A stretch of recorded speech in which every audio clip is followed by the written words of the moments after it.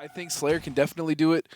Dragon is well on his way to almost guaranteeing his spot. I believe he's going to be second after this week, but I could be wrong on that math. I'll have to double check it.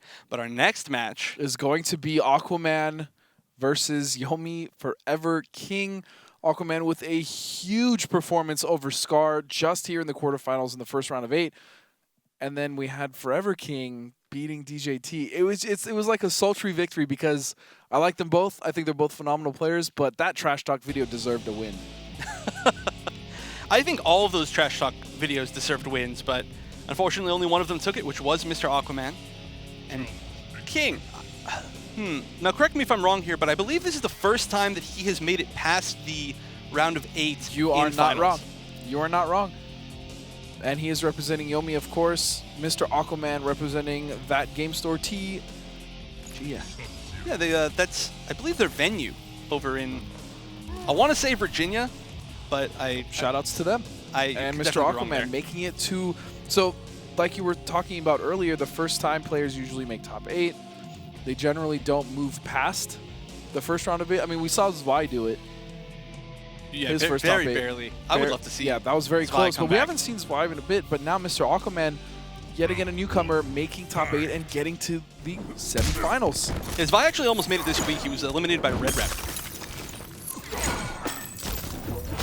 Ooh, okay, so King again going with the Grandmaster pick. Grandmaster is infamously a counter pick against Total. However, I do know that Mr. Aquaman is pretty comfortable in this matchup. We did see him against Tom Brady at, I don't remember exactly what tournament it was, but it was one of their Ragers. Ragers, huh? One of their Ragers. It was a crazy tournament, man. Let me tell you. Any tournament with Tom there is definitely it. But it was one of the regionals. He can swing through the clone with the sword. Now, another thing that got buffed, but not for this variation, is that the sundae, the pizza that he throws, so many people like to call it. It is a pizza. It breaks the clone now and goes through. So. Oh, it goes through the clone? Interesting. Actually goes through all projectiles now. It eats projectiles. It's funny because you would think that you would be eating the pizza. It's the reverse pizza. It's trying to show that it's the alpha creature. Fight. All right, but King just putting Aquaman in the corner. Of course, Sub-Zero's. You were saying this earlier. Everybody's got a crazy corner game, but Sub-Zero might top it. Especially nasty. Oh, just swings right into the clone. And a lot of characters just have trouble dealing with it. I mean, you have your innate characters like Alien or like Devora who really excel of getting out of the corner because of their limb properties, but you know, a lot of characters don't have that. Yeah, and Sub-Zero has so many situations where he can armor break by hitting you with both the clone and a normal at the same time. So even armoring out of the corner is not a great choice. And throws into the clone. Is just relentless with all these, and he's mixing up his options very well. And there we go. That's 2 hits. Just like I was saying, that should be the kill. Going for guaranteed chip here. Oh no, it wasn't up, but no punish. That was very dangerous for Forever King. He could have potentially lost that round. Kodal with 2 bars. I believe he had like 1.5 bars. That could have ended it.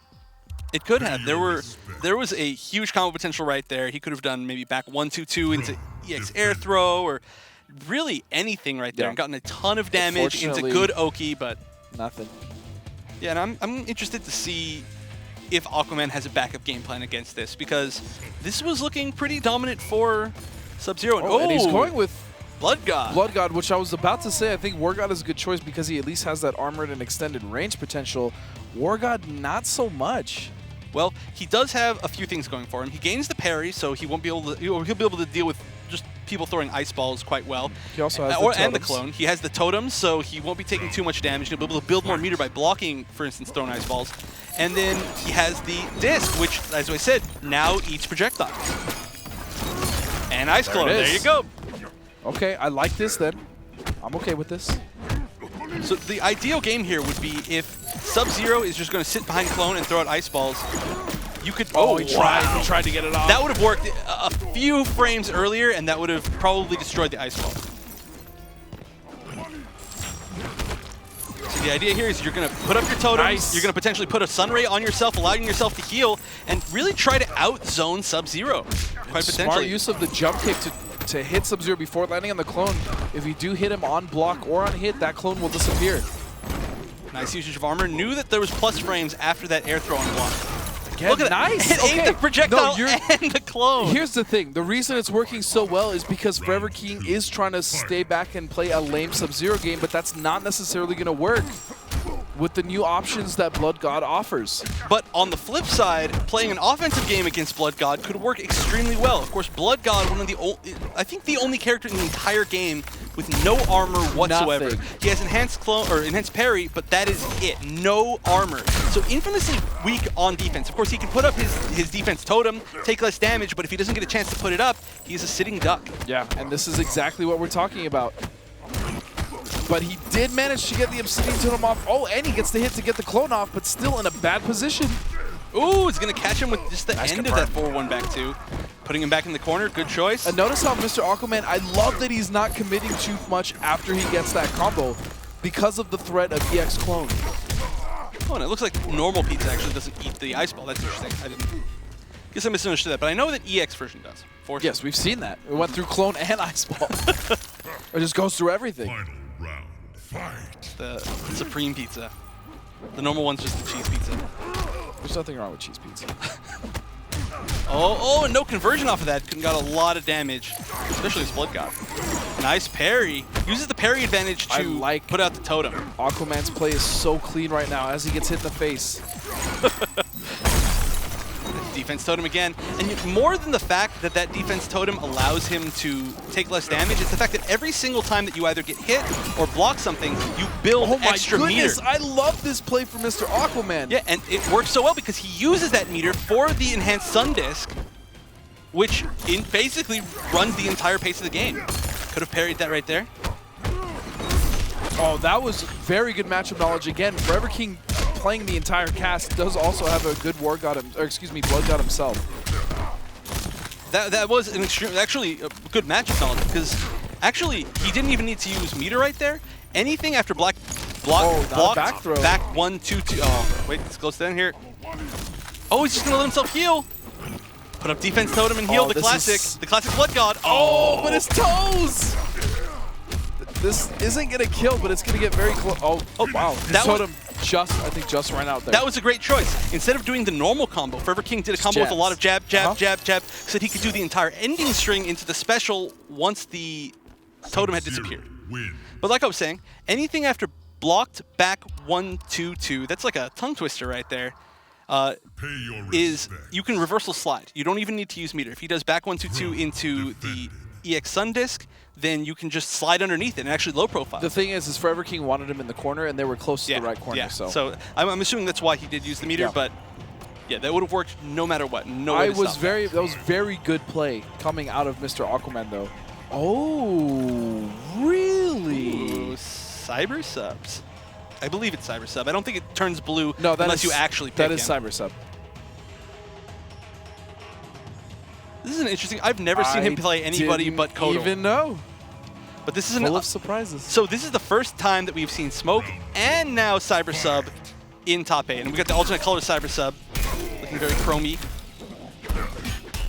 Oh, doesn't block the second hit of a low. And oh, dive kicks. I think he tried to dive kick out of the corner, but the slide actually put him underneath Mr. Aquaman, so Aquaman dive kicked back into the corner and got punished, which is unfortunate.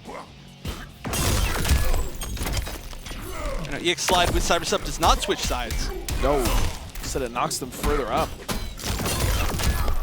Very nice, punishing the ice clone with that. What are these forward ones? Forward ones, yeah, I don't...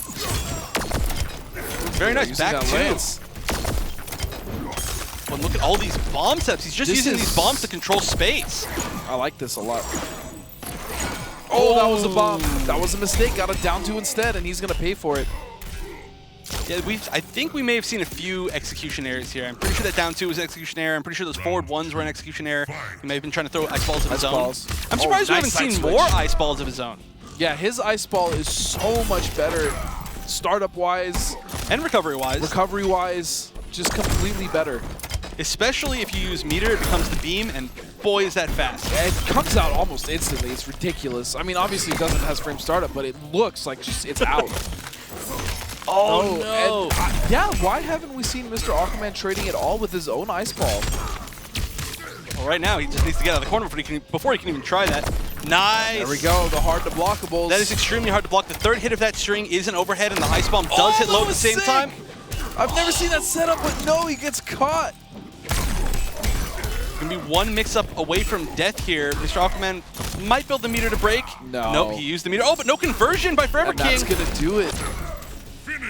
Okay, that was a little bit sloppy at the end there, but I do like the pick by Mr. Aquaman. It was working out decently well for him. It just didn't seem like he was solid. Quite solid enough. On point, at least at the moment. I mean, he did just play quite a few games with Kotal Khan, did extremely well, and I just think he wasn't in the mindset. His Blood God was awesome. His War God was also very, very, very impressive. But CyberSub wasn't trading Ice Ball for Ice Ball. I mean, that's not really a losing trade. Both players are going to get frozen, and then the neutral resets. Right, and then, of course, having the stronger Ice Ball, and also the ability to convert really well from full screen as CyberSub because of dive kicks and mobility. I would like to see it a little bit more. As well. All those combos, excuse me, would have pushed Sub-Zero all the way to the other side of the corner. More setups with the hard to blockables, and that would have been a really good situation for Mr. Aquaman to bring it back, but he just wasn't able to. But nice attempt, and congratulations to Mr. Aquaman on his first top 8, I believe, of all time. Or, well, I'm sorry, of all of time in ESL. Of course, he is a top placer in many other events. But congratulations to you. You get a solid 50 points, which is going to be really important for qualifying for finals. Absolutely, and that is going to set us up for this week's finals. It's going to be, we've seen this so many times, but Critical Reactions, Dragon, YOMI's Forever King. Critical Reaction, YOMI, the two most dominating teams, arguably the best teams we've ever seen in NRS's history. Quite possibly. I'm sure that would raise quite a debate, but at least currently in the ESL League, definitely our two most successful teams with Noble following up very close. Noble is there. Yeah, it's definitely there. It's definitely there. So, whoa, you okay there? Yeah, so Josh, tell us about these offline qualifiers. Oh man, you guys are mentioning some of those organizations. We've seen these different players compete multiple times in offline events, and now today online we're seeing some fantastic changes and upsets. Even more competitions are in store, not just online, but offline as well. We have 2 official offline qualified events. The first one is happening on May 14th. That's the Masters Challenge Santiago in Chile. That's going to be happening at in Santiago, Chile, where the top Latin American player will secure their spot in the Pro League Finals. You can get more information on facebook.com/MCS tournament. The actual name of the location is a theater that I cannot pronounce. I'll have to work on that and have it better for you guys next week. Combo Breaker is the other tournament where the top qualified player in North America will earn a spot at the ESL Finals. That tournament is happening at the final weekend of May at the Mega Center in St. Charles, Illinois. Now, NetherRealm and WB Games have awarded a $10,000 pot bonus for this tournament. There's a plethora of other fighting game tournaments happening. For more information, you can go to combobreaker.org. Register or attend. It's going to be a fantastic event. It's a huge event. We saw some great storylines last year.